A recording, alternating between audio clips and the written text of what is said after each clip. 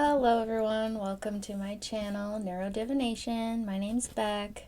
I use they, them pronouns. I'm an ADHD tarot reader and channeled messenger. I just wanted to hop on and do a collective tarot reading. The energy has been really weird. I got called to do this. I get, you know how a lot of spiritual people will say that they get a lot of messages and downloads while they're in the shower. Well, I actually get a lot of messages and downloads when I am spending time on the toilet. There's something about the fact that I can't do anything but sit there. The shower has too many distractions, so I don't really get a ton of insights in the shower. Which is kind of helpful because, we do that every day, so... I don't shower every day, so that's kind of what I'm saying. Or I just don't wash my hair every day. Anywho's, there's a little more info about me. Yeah, I don't know. I think we're going to see what's going on here. Alright, cool. Yeah. This has been coming up a lot. So the Empress energy and creation. And then the Six of Wands. You've been really working towards building your confidence and your skills and knowing what you are and who you are and stepping into that. And that's really putting you in this creation mode of the Empress. You're really learning how powerful you are. You're really stepping into your power in a very meaningful way than you have in the past. And I'm getting that, some of you think that this is, a big thing. Something that you just, realize overnight, or you're just expecting that, to go places and do things and just show up in this whole new version of yourself. But it's been happening very slowly over time. You've been building it slowly. And even in the interactions in the recent past where you felt like you weren't confident, or you could notice when you would become smaller or kind of turn yourself in, you were still doing the work. You were still transitioning into this creator mode with a lot of self-confidence. And it's just been building and building. And even on the days when you're your most confident, you're still going to have those moments that reveal a past version of yourself in some ways. But that doesn't mean you're regressing or failing. It just means that you have that awareness now and you can check in with yourself in those moments, but still lead with that confidence that you have created as a habit now. Or you are currently creating it as a habit. We got Three of Swords. There's a deep healing happening through this self-confidence awakening. Not having self-confidence and being more to yourself, and not being vulnerable with people, and not knowing who to share your energy with and who to allow in and who you should create boundaries with, not having boundaries, created a lot of pain. It created a lot of pain. There's a lot of wounds, and you're healing those wounds by slowly gaining your self-confidence, because you're showing your nervous system, your inner child, past versions of you, that you can create a new dialogue around those wounds, and they can be healed, and the new experiences that you're experiencing are healing those wounds on a very deep level. Really deep. You've been slowly healing these wounds for a long time, but they're finally really settling in with this new version of you, and knowing that the old versions know that they're safe with you. This new version, there was a lack of internal trust with all the different versions of you, but they're really coming together and seeing how much they can trust you to take the next steps. And it's not choosing out of fear, it's opening up and receiving. It's that creation empress energy.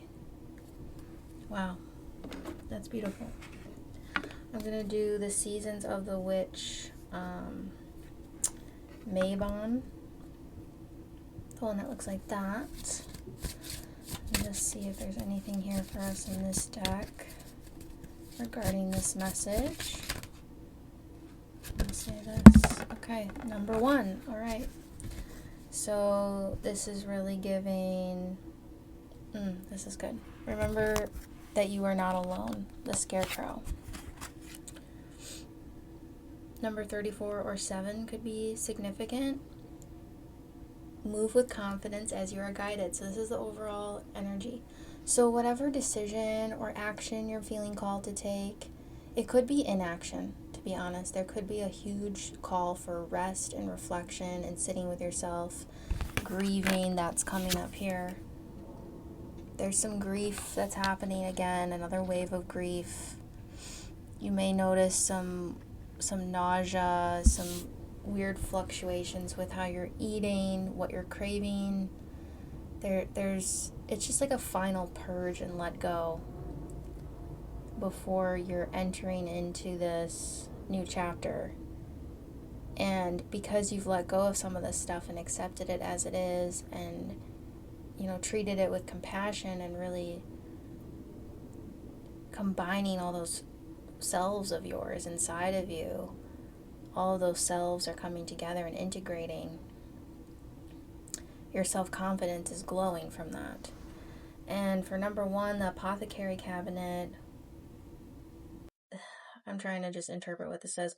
Without practice, without befriending them, they are strangers in your path. This is giving like the Fool's Journey because of number 1. So like we're starting a new chapter. And there's going to be people that you're going to be called to go up to, chat up, and just go with that. Like I've been doing that randomly in public, and I just kind of scan the room and I'm like, who is cool to talk to, or who should I connect with?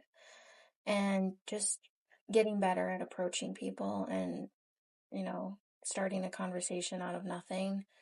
So if you're being called to do that, I would say go for it, because these so-called strangers could be very key players in your journey. Someone may have a message for you, someone may have an opportunity for you, and if you're feeling like you want to talk about certain things with these people, like it's just kind of like, oh, I'm going to bring this up and I'm not sure why, bring it up, because you don't know what's going to come from that comment. Sometimes you might notice that you word things weird or say something in a way that you've never said it before, but it really resonates with the person that you're talking to. And that could really just be spirit talking through you. You could be channeling in that moment, and they chose a word that maybe you don't say on the regular, but that person really understands deeply. And it will create this like trust that people will have with you, because you have this claircognizance about you. You just know random things, or you know exactly what to say to make it make sense to someone.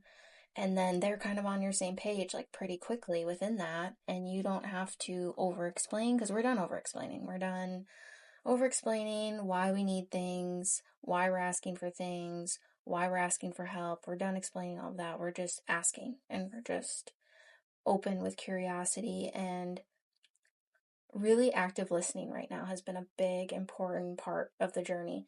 Like just learning to kind of observe people, lead with curiosity, ask important questions, approach strangers that you don't know, because you have a lot of experiences doing this recently, just like going to workshops and classes and seeing people on the bus or going on a walk with your dog is something I'm picking up on.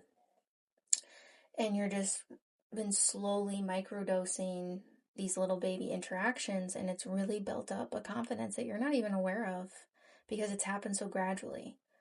But I would really sit with that and realize how much you've done for yourself.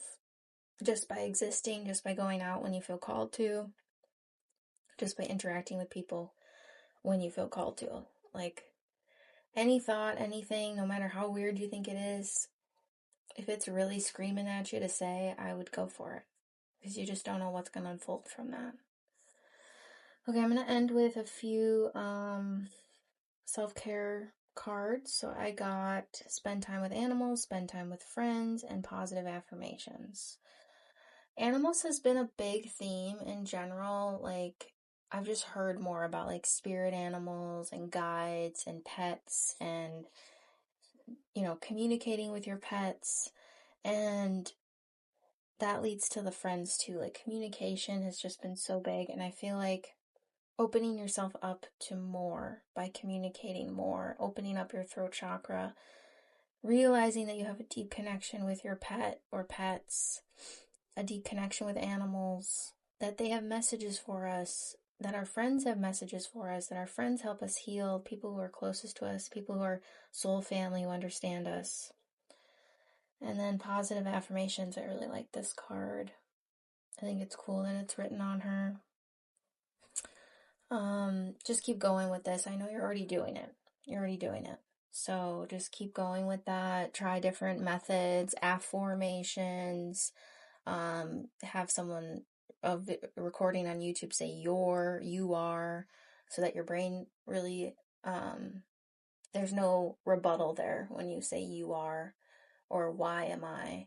So just experimenting with those, using them as long as you feel called to, and then changing it up. Like, you're in an experimental phase, you're trying out a lot of things, you're seeing what works, what sticks, because the stuff that doesn't stick is going to be left behind once you step into this real super confident energy and start your new life.